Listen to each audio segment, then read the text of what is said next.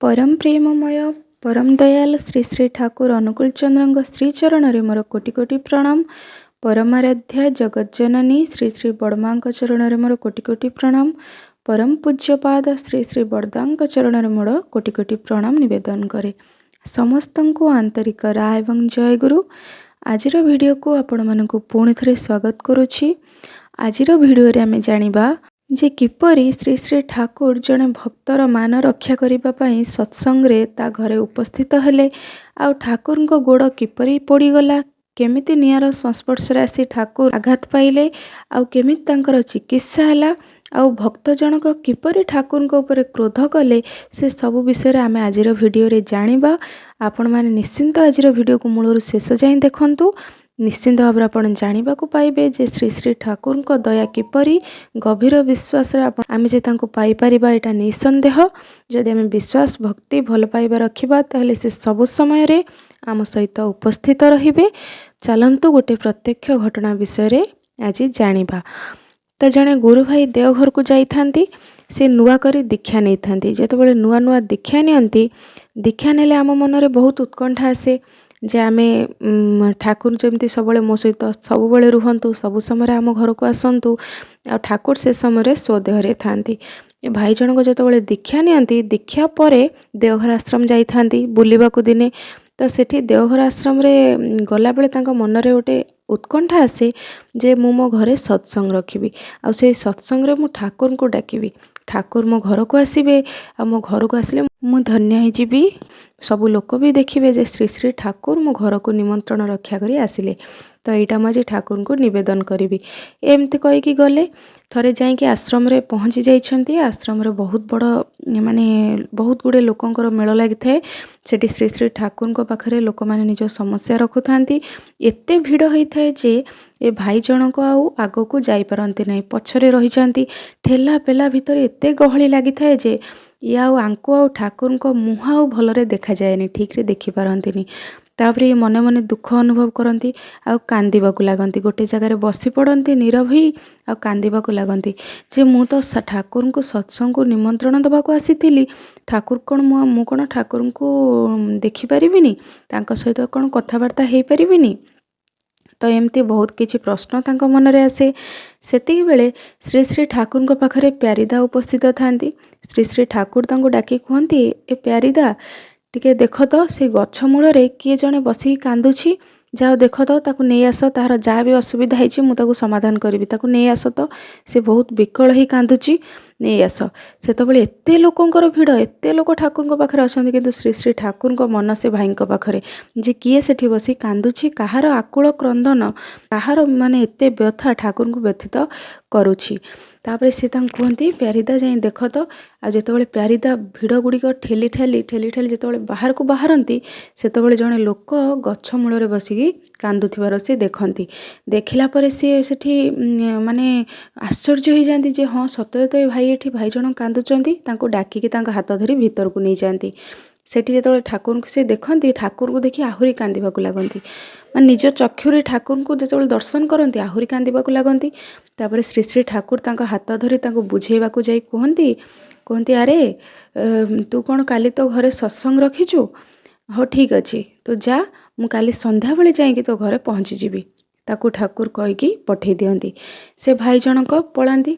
आ जितेबाला जाती निज घर को गला बाटरे जेते गाँ जेते गली जेते माने जेते जहाँ आसे लोक मानकु देखती, खुशी है खुशी मनरे समस्त को सेठी कही कहीकि जाती जे मो घर काली श्री श्री ठाकुर आसबे, मो घर को काली श्री श्री ठाकुर आसबे, आनंद बजार हम आ प्रसाद सेवन कराहब, समस्त को निमंत्रण रहा। निमंत्रण करी जाती, अति खुशी हो जाती। तो जितेबाला अत्यंत खुशी हो जाती, सबू लोक भी शुणिक आश्चर्य हो जाती जे ठाकुर एमती पर्सनाली माने एमती कहार व्यक्तिगत भाव में निमंत्रण रक्षा करी ता घर को जीवे। लोक मैंने भी बहुत माने उत्कंठार सहित माने अनेक रही था केमिति से माने काली तांको घरे जाई उपस्थित हेबे, आ ठाकुर को निज चक्षुरे दर्शन करेंगे। तो ये भाई जनक समस्त निमंत्रण कर दियंती। सत्संग समय हो गला। सत्संग समय पाखे आसिलाणी ठाकुर एपर्यंत घरे आसी पहुँची नांती। से भाई को सेतबेलକୁ बहुत राग लगुଥାଏ, बहुत माने क्रोध लगुଥାଏ ठाकुर को ऊपर जे श्री श्री ठाकुर कथा देकी जे कथा रखिलेनी बहुत से रागुथांती ठाकुर को ऊपर अभिमान करथांती। सत्संग आरंभ हैला, प्रेयर हैला, तथापि से भाई अनौथांती काले श्री श्री ठाकुर आसिले कि, अनौथांती बारंबार बाहर को चाहूथांती काले श्री श्री ठाकुर आसिले कि, तथापि श्री श्री ठाकुर आसी नथांती। से भाई जनक आहुरी विरक्ति धीरे धीरे विरक्ति प्रकाश करन, बहुत क्रोध लगे तांको। तापरे सत्संग मध्य भाग आसी पहुँचीगला। सत्संग माने जाजन कार्यक्रम आरंभ हो गला। सेतबेले जणे जणे ठिया होइकि जाजन करबा को लागिले। ये भाई जनक मन रे एते राग सेतबेलକୁ सृष्टि हो सारी थाए जे ये पूरा ठाकुर को ऊपर रागी कि पूरा माने ठाकुर कथा देहिकी कथा रखिलेनी। ठाकुर जे एमिति एमिति करि पारंती मो सहित से माने से कथा विश्वास करि पार नथांती। बहुत रागी कि से सत्संग मझिर उठी चली आसंती बाहर को। बाहर एकला ठिया हुंती, एकला ठिया होइकि मने मने बहुत गुडे कथा भाबंती, मने मने विरक्ति हुंती, रागंती, तांको से सत्संग रे रहिबाको इच्छा हुएनी। आ ये भाई जेतबेले बाहर को पळे आसंती सेई समय ठाकुर को जो सत्संग आमर जोठी हुए सत्संग फोटो ठाकुर कर थाए। से फोटो सामने ठाकुर को सामने धूप दिया ही थाए। तो से धूपटा सेठी ठाकुर को फोटो पाखरे पड़ी जाए।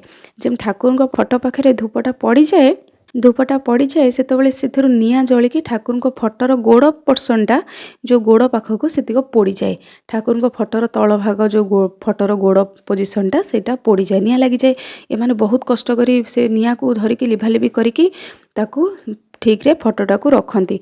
आ सहजे भाई को देखि आहुरी राग लगे जे सहजे तो ठाकुर आसिलेनी, पुणी फोटोरे भी निया लगगला, निश्चय किछि ना किछि अशुभ हम।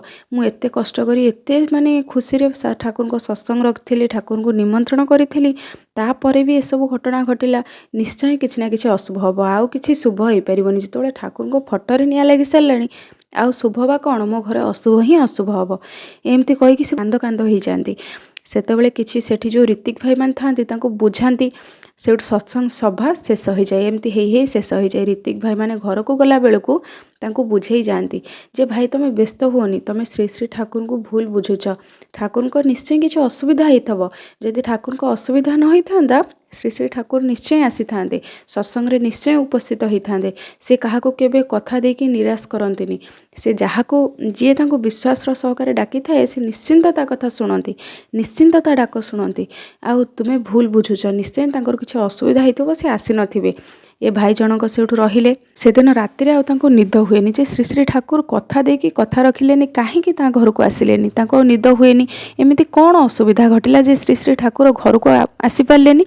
सेठी यही कथा भाभी भाभी तांको राति सारा निद हुएनी। सकाळे सी जाती आश्रम को जाइकी पहुँची देखती बहुत गुड़े लोकंकर भिड़ लगी थाए। लोक समागम प्रबल होइछि, किंतु ठाकुर सेठी उपस्थित नाहांती। ठाकुर विश्राम गृह रे बसी विश्राम नौछंती। आ तांको गृह बाहरे से विश्राम कक्ष बाहर बहुत गुड़े लोकंकर भिड़ लगी। ए भाई जनक सेठी जाइकी पहुँची जाती। मनरे तो बहुत अभिमान राग नहीं कि जाइछंती। हठात सेठी कहती मु ठाकुर को दर्शन करी। से भाई मान कहते नाई नाई, अरे तुम जान कि ठाकुर को देह काली राति खराब, आउ सी एबे सुस्थ नांती, असुस्थ, से भी विश्राम नौछंती। एबे तुमे तांको दर्शन करि परिबोनी ना, काईकी तांकर कोन हिची कि से जेमती समस्त को पचारंती। समस्त को पचारले परे सेठी ऋतिक भाई मान जे सब दादा माने थांती तांको कहंती जे श्री श्री ठाकुर को गोड़ काली हठात पड़ी गला राति रे।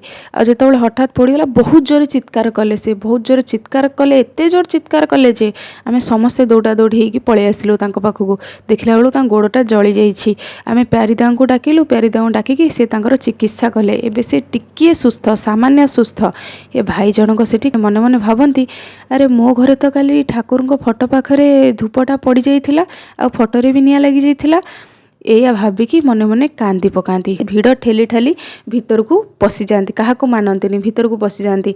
श्री श्री ठाकुर देखिकी तांको देखिकी कहते अरे देख चदरटा काढ़ी दियंती। चदर घोड़े श्री श्री ठाकुर बसछंती, काढ़ी दे कहते देख तो मो गोड़टा केमती पड़ी जाइछि।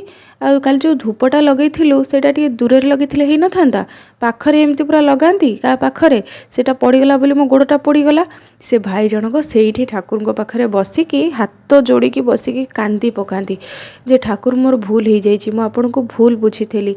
मु आपन को भाबुथेली जे आपन उपस्थित नाहांती, जे आपन जे सेठी उपस्थित थिले सेटा मु जानि नथिली। आपन मो निमंत्रण रक्षा करी जाइथिले, हेले मु भाबिली आपन को मु कथा देकी आपन कथा रखिलेनी। आपन मते एते करी कहिले, मु सिना आपन को देखिनी, आमे सिना सोचक्षुरे देखि पालुनी, किंतु ଆପଣ ସେଠାରେ ଯେ ଉପସ୍ଥିତ ଥିଲେ ଏତିକି ମୋ ମାନସପଟର ବାହାରେ ଥିଲା, ମୋତେ କ୍ଷମା କରିଦିଅନ୍ତୁ ଠାକୁର। ତ ସେଠି ଶ୍ରୀ ଶ୍ରୀ ଠାକୁର ତାଙ୍କୁ କୋଳକୁ ତୋଳି ନେଇଛନ୍ତି, ଭିଡ଼ି ନେଇଛନ୍ତି ଯେ ନାଇଁ ମୁଁ ସବୁ ସ୍ଥାନରେ ଉପସ୍ଥିତ ଥାଏ, ମୁଁ ତୁମମାନଙ୍କୁ କେବେ ଛାଡ଼ିକି ରହିପାରେନି।